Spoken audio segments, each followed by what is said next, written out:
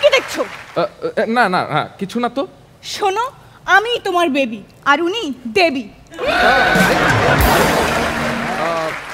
একটা কথা মনে পড়ে গেল রূপা, আমি সেদিন স্বপ্ন দেখেছি তোমার বাড়ির গেটের সামনে 3টা ছেলে ঘুরঘুর করছে। আচ্ছা, আমার স্বপ্ন কখনো মিথ্যা হয় না, ওদের সাথে কি তোমার কোনো সম্পর্ক আছে রূপা? না, ওদের সাথে আমার কোনো সম্পর্ক নেই। দেখো, তুমি আমাকে যেরকমভাবে নীল রঙের শাড়ি পরতে বলো, তাতে আমার মাসে অন্ততপক্ষে 30টা নীল রঙের শাড়ি দরকার। এত শাড়ি আমি কোথায় পাবো? তাই ওদের সাথে একটা রিলেশন রেখেছি, যেন ওরা আমাকে শাড়িগুলো কিনে দিতে পারে। তুমি আমাকে ঠকাচ্ছ না তো রূপা? না না না না, আমি কোনোভাবেই চাই না তোমার উপর এত প্রেশার পড়ুক, তাই আমি তোমাকে বাঁচাচ্ছি। রূপা, আমার কি মনে হয় জানো, এ যুগে যদি হিমুরা থাকতো তবে ভীষণ ভালো হতো।